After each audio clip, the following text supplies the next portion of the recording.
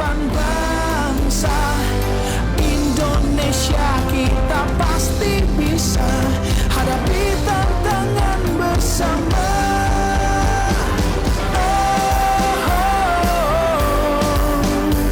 Mari kita semua mencatat Indonesia,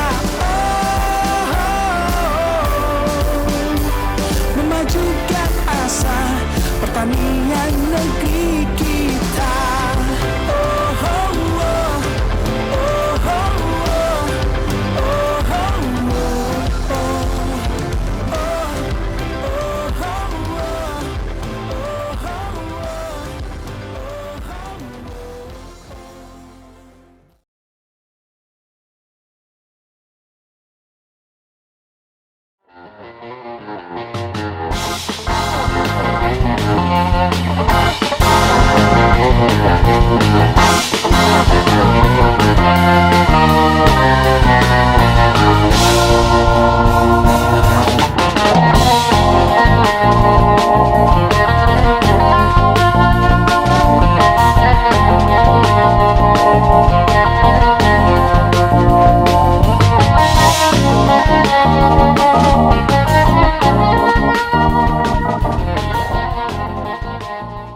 Assalamualaikum warahmatullahi wabarakatuh. Kembali dengan kami di podcast Bumi Pala.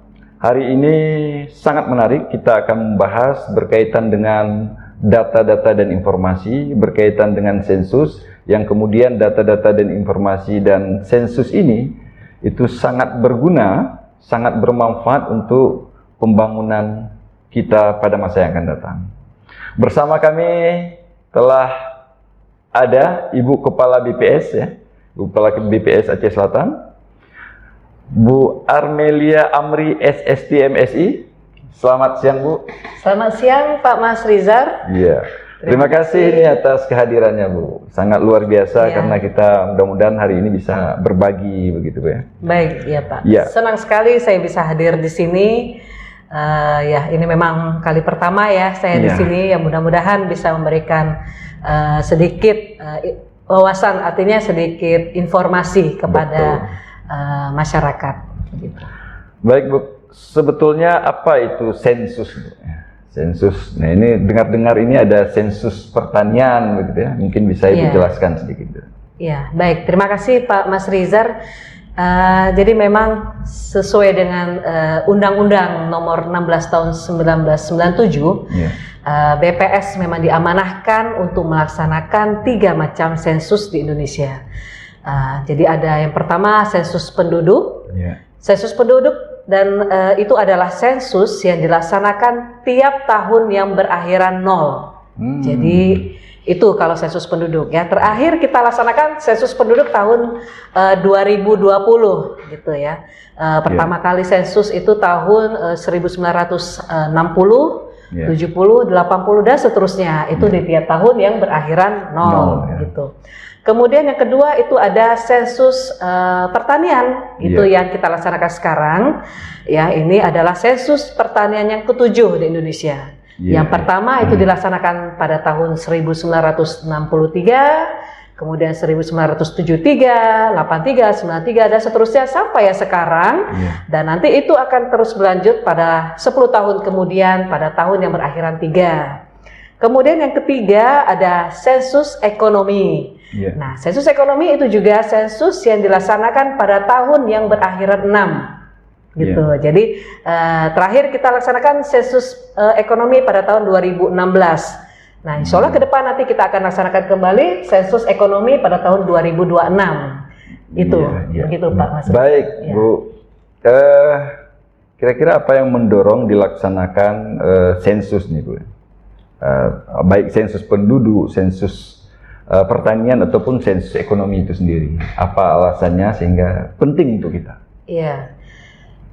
Iya, baik. Terima kasih Pak Mas Rizar. Jadi masing-masing sensus ya itu mempunyai fungsinya sesuai dengan tema yang dibawa. Jadi pada saat ini kita sedang melaksanakan sensus pertanian. Artinya sensus adalah pendataan secara menyeluruh gitu ya. Artinya bukan sampel. Jadi kita mendata setiap subjek gitu ya. Kalau sensus pertanian berarti kita mendata semua usaha pertanian yang ada di Indonesia. Betul. Dan khususnya di sini di Aceh Selatan itu semua usaha pertanian, keluarga yang melaksanakan atau melakukan pelaku usaha pertanian itu semua didata.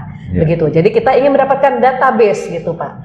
Database yang dihasilkan nanti adalah suatu database yang akan menjadi kerangka acuan ataupun untuk pelaksanaan survei-survei pertanian berikutnya.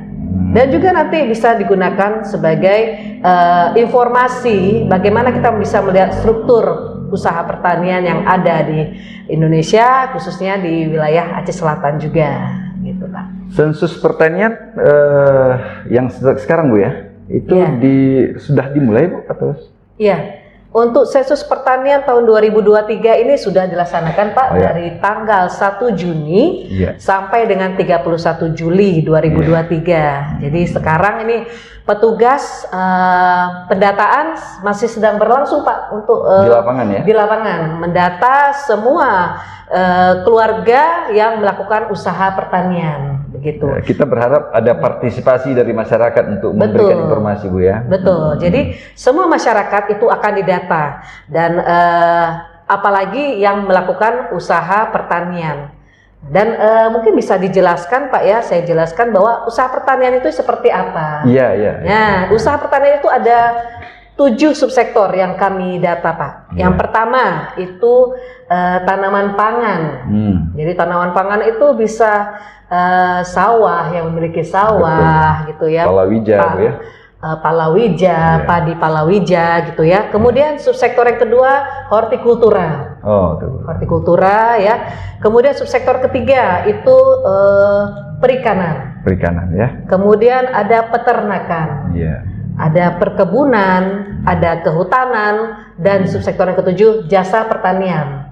Jadi semua pelaku usaha pertanian yang ada di 7 subsektor itu akan kami data pada sensus pertanian 2023 ini. Sejauh ini capaian yang sudah didapat seperti apa Bu? Apakah sudah menyeluruh di seluruh wilayah Aceh Selatan atau masih sebagian seperti apa? Iya, dari 18 kecamatan ini memang kita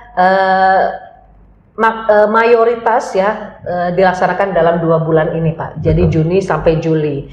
Dan kami sudah membagi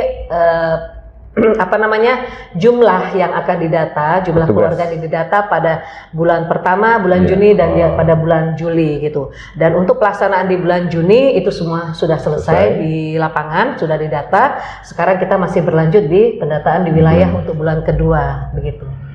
Sejauh ini partisipasi masyarakat dalam memberikan informasinya Bu seperti apa? Apakah memang aktif memberikan atau ada yang menyimpan-nyimpan sehingga ini nanti kan datanya ini tidak komprehensif begitu ya, tidak lengkap begitu. Gimana Bu? Iya,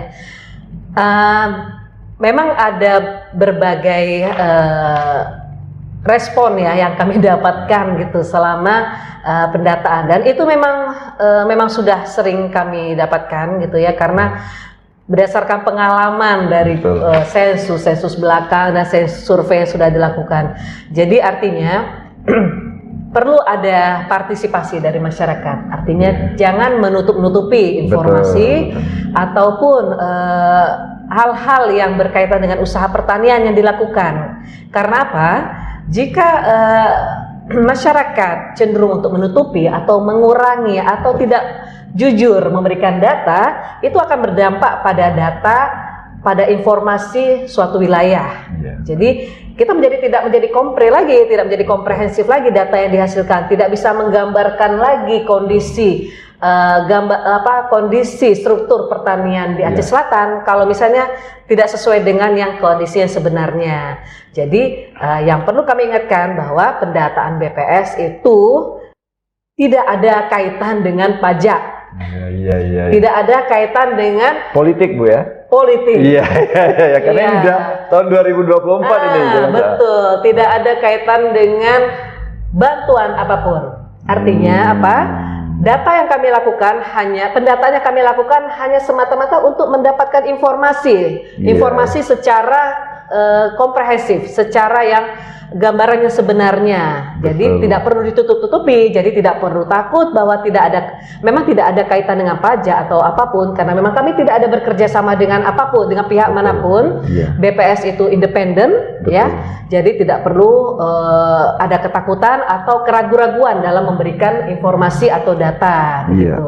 Makanya kita juga ingin berpartisipasi nih Bu, mengundang Betul. Ibu untuk supaya pesan-pesan yang seperti Ibu sampaikan itu bisa menyentuh langsung dengan masyarakat. Apalagi hari ini kan teknologi multimedia ya, Ya. bisa masyarakat bisa lihat ya. Iya, Sebetulnya sensus yang dilakukan itu untuk apa, seperti apa dan sebagainya. Betul. Baik Bu, biasanya Bu, dari pengalaman yang ada, dampak dari sensus pertanian untuk petani itu apa? Atau untuk sektor pertanian itu seperti apa? Maksud kami begini, apakah itu kemudian ketika misalnya sebuah daerah itu potensi bidang perikanan gitu ya, potensinya besar, tetapi ketika disensus pendapatan masyarakatnya itu rendah gitu. Lalu ada intervensi nantinya dari data yang dihasilkan, ada intervensi, berarti harus ada alat tangkap.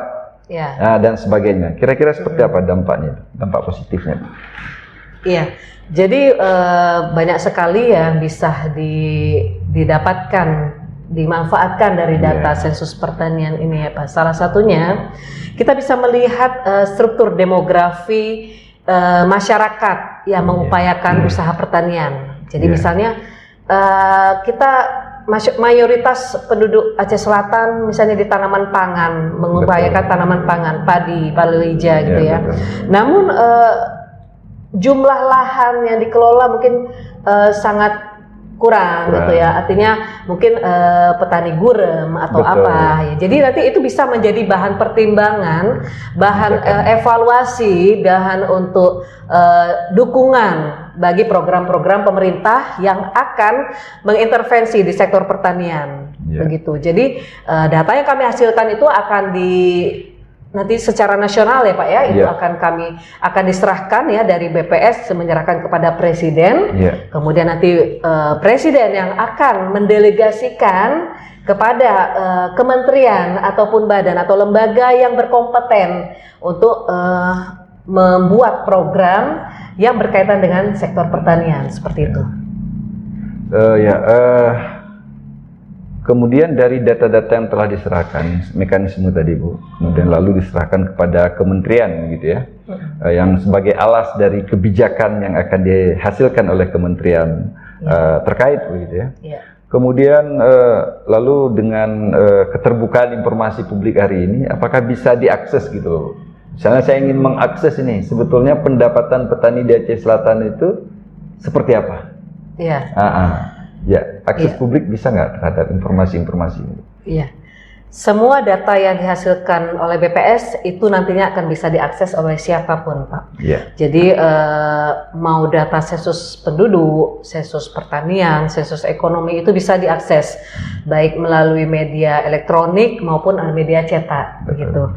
Kami punya website ya BPS, mulai dari BPS pusat, BPS provinsi sampai kabupaten itu memiliki website semua, dan data-data hasil sensus, hasil survei itu semua ditampilkan di website. Silahkan masyarakat yang memang berkepentingan untuk memperoleh data tersebut bisa langsung mengakses ke website kami, begitu. Jadi di acehselatankap.bps.go.id. Itu kalau websitenya BPS Kabupaten Aceh Selatan, seperti itu. Hanya untuk sekarang kita masih dalam tahap pendataan, Pak. Jadi setelah tahap pendataan ini masih ada tahap berikutnya, tahap pengolahan data, input data, kemudian nanti ada validasi, semua sampai ke analisis, baru nanti diseminasikan. Kira-kira saya ingin tahu nih ke belakang sedikit ini, ini Ibu kan punya banyak petugas nih, yang Ibu turunkan di semua desa-desa gitu ya, kecamatan begitu. Apa tantangan dan hambatan yang mereka dapatkan di sana, Bu? Iya, petugas kami, jadi memang pertama kami sudah melakukan dari open recruitment Pak ya. Jadi setiap sensus, karena memang namanya sensus pasti cakupannya luas gitu sekali. Ya, dan jumlah petugas yang dibutuhkan juga banyak gitu. Jadi kami harus melakukan open recruitment, kemudian sampai ke penyeleksian, kemudian pelatihan petugas. Ya, di dalam pelatihan petugas itu kami sudah memberikan materi-materi, konsep definisi semua sampai ke tata cara mewawancarai, bagaimana tata cara mewawancarai responden yang baik begitu. Namun memang dalam prakteknya pada pendataan selalu ada, itu biasa, selalu ada tantangan. Yang pertama kita memang tantangan medan ya, medan jelajah gitu ya. Jadi Aceh Selatan itu kan memanjang, Pak ya, betul. Memanjang dan berbukit-bukit gitu ya. Jadi ada memang wilayah yang medannya agak sulit dilalui, tapi itu semua sudah kami lakukan mitigasi ya. Jadi itu sudah dilakukan strategi-strategi bagaimana agar bisa pendataan itu dilakukan dengan baik walaupun medannya memang agak sulit ditempuh begitu. Betul. Dan kalau kendala yang kedua itu memang misalnya dari responden itu sendiri gitu. Jadi seperti yang kita bicarakan tadi memang ada responden yang memang welcome gitu, paham gitu ya, dan mampu memberikan informasi-informasi yang sebenarnya secara jujur. Seperti kemarin kami baru mendata Bapak Bupati gitu ya.